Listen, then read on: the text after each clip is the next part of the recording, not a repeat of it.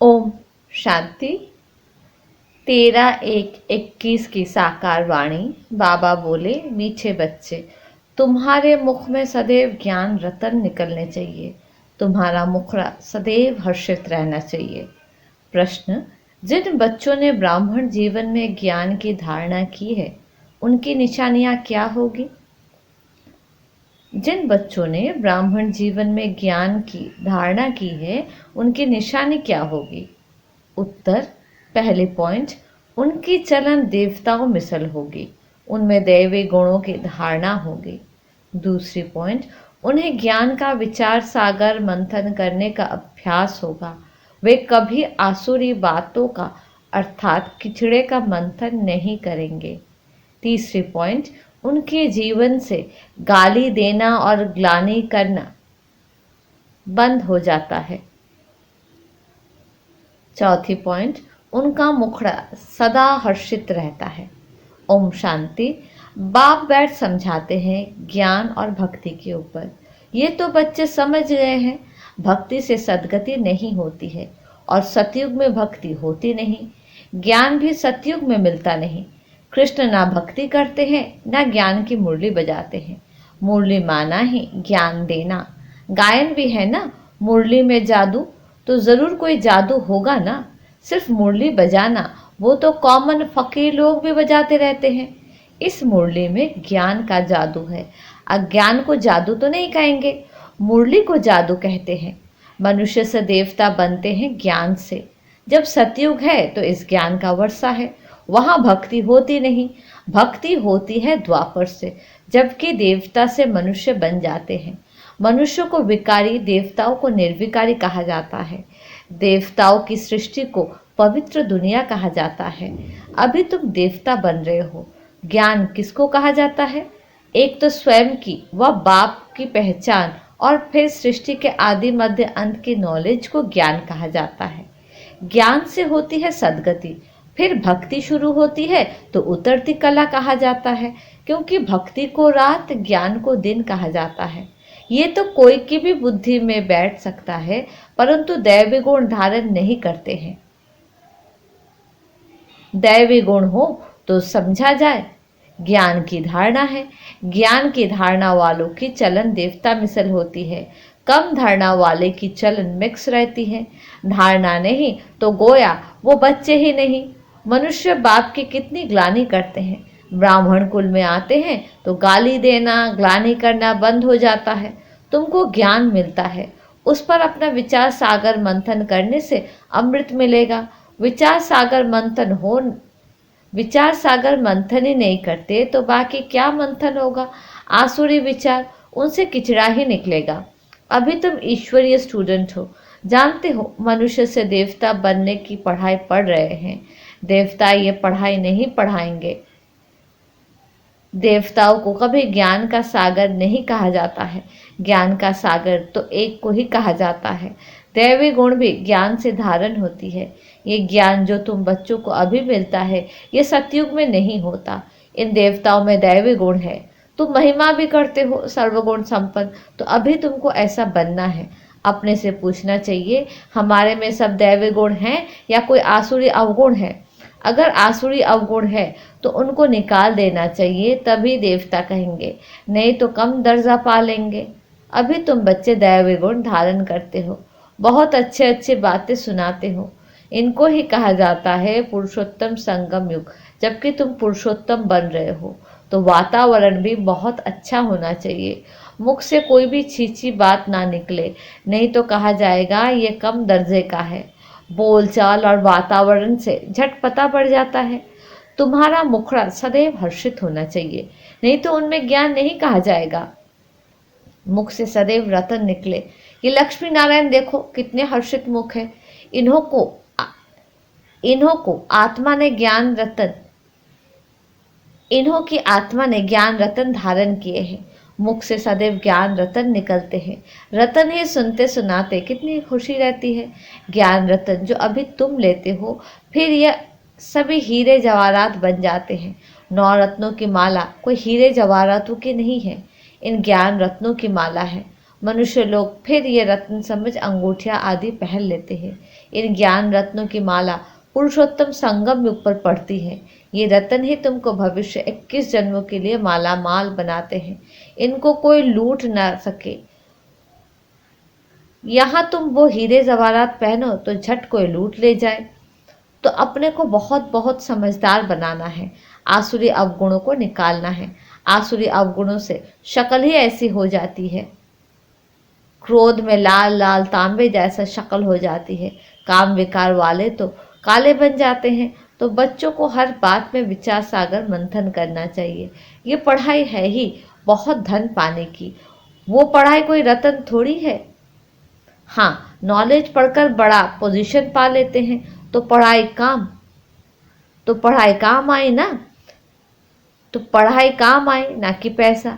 पढ़ाई भी धन है, वो है हद का धन, फिर ये है बेहद का धन, है दोनों पढ़ाई।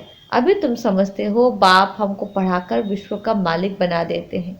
वो अल्पकाल क्षणभंगुर की पढ़ाई है, एक जन्म के लिए, फिर दूसरे जन्म में नए से पढ़ना पड़े। वहाँ धन के लिए पढ़ाई की दरकार नहीं, वहाँ तो अभी के पुरुषार्थ से अकीचर अथाह धन मिल जाता है। धन अविनाशी बन जाता है। देवताओं के पास धन बहुत था, फिर जब भक्ति मार्ग अर्थात रावण राज्य में आए तो कितना, फिर आकर मुसलमानों आदि ने धन लूटा। देवताओं के पास धन बहुत था, फिर जब भक्ति मार्ग अर्थात रावण राज्य में आए तो कितना, देवताओं के पास धन बहुत था, फिर जब भक्ति मार्ग अर्थात रावण राज्य में आए तो कितना था, कितने मंदिर बनाए हुए हैं। देवताओं के पास धन बहुत था, फिर जब भक्ति मार्ग अर्थात रावण राज्य में आए तो कितना था, कितने मंदिर बनाए हुए हैं। फिर आकर मुसलमानों आदि ने धन लूटा, कितने धनवान थे। आज की पढ़ाई से इतना धनवान कोई बन नहीं सकेंगे। तुम अभी जानते हो हम इतनी ऊंची पढ़ाई पढ़ते हैं जिससे ये देवी देवता बनते हैं, तो पढ़ाई से देखो मनुष्य क्या बन जाते हैं, गरीब से साहूकार। अभी भारत भी कितना गरीब है, साहूकार को तो फुर्सत ही नहीं है। अपना अहंकार रहता है, मैं फलाना हूँ, इसमें अहंकार आदि मिट जाना चाहिए। हम आत्मा हैं, आत्मा के पास तो धन दौलत हीरे जवाहरात आदि कुछ भी नहीं है। बाप भी कहते हैं देह से सब संबंध छोड़ो। आत्मा शरीर छोड़ती है तो साहूकार आदि सब खत्म हो जाते हैं। आत्मा शरीर छोड़ती है तो साहूकारी आदि सब खत्म हो जाती है। जब नए सिर पढ़कर फिर धन कमावे या तो दान पुण्य अच्छा किया हो तो साहूकार के घर जन्म लेंगे। कहते हैं ना, पास्ट के कर्मों का फल है। नॉलेज का दान किया होगा व नॉलेज धर्मशाला आदि बनाई है, नॉलेज का दान किया होगा व कॉलेज धर्मशाला आदि बनाई है तो उसका फल मिलता है, परंतु अल्पकाल के लिए। ये दान पुण्य भी यहाँ किया जाता है, सतयुग में नहीं किया जाता। सतयुग में अच्छे ही कर्म होते हैं क्योंकि अभी का वर्षा मिला हुआ है, वहाँ कोई का भी विकर्म होता नहीं है, क्योंकि वहां कोई का भी विक्रम होता नहीं, क्योंकि रावण ही नहीं है। गरीबों का भी विक्रम नहीं बनेगा, यहाँ तो साहूकारों के भी विक्रम बनते हैं, तब तो ये बीमारियां आदि दुख होते हैं। वहां विकार में जाते ही नहीं तो विक्रम कैसे बनेंगे। सारा मदार है कर्मों पर। ये माया रावण का राज्य है, जो मनुष्य विकारी बन जाते हैं। बाप आकर पढ़ाते हैं निर्विकारी बनाने लिए। बाप निर्विकारी बनाते हैं, माया फिर विकारी बना देती है। रामवंशी और रावण वंशी की युद्ध चलती है। तुम बाप के बच्चे हो, वो रावण के बच्चे हैं। कितने अच्छे अच्छे बच्चे माया से हार खा लेते हैं। माया बड़ी प्रबल है, फिर भी उम्मीद रखते हैं। अधम से अधम बिल्कुल पतित का भी उद्धार करना होता है ना। बाप को तो सारे विश्व का उद्धार करना होता है। बहुत गिरते हैं, एकदम चट खाते में अधम से अधम बन जाते हैं, ऐसे का भी बाप उद्धार करते हैं। अधम तो सब है रावण राज्य में, परंतु बाप बचाते हैं, फिर भी गिरते रहते हैं तो बहुत अधम बन जाते हैं। उनका फिर इतना चढ़ता नहीं होता है, उनका फिर इतना चढ़ना नहीं होता है। वो अधमपना अंदर खाता रहता है। जैसे तुम कहते हो अंतकाल, जो उनकी बुद्धि में वो अधमपना ही आता रहेगा। तो बाप बैठ बच्चों को समझाते हैं, कल्प कल्प तुम ही देवता बनते हो, जानवर बनेंगे क्या।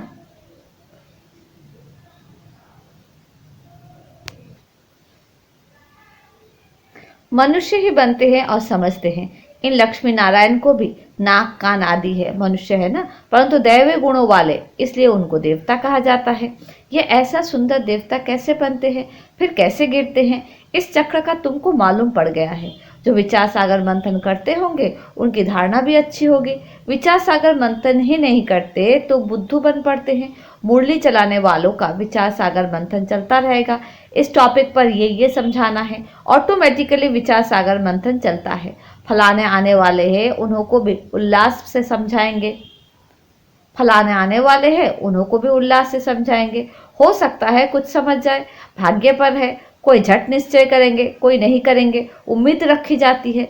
अभी नहीं तो आगे चलकर समझेंगे जरूर। उम्मीद रखनी चाहिए ना। उम्मीद रखना माना सर्विस का शौक है, थकना नहीं है। भल कोई पढ़कर फिर अधमपना है आता है तो जरूर उनको,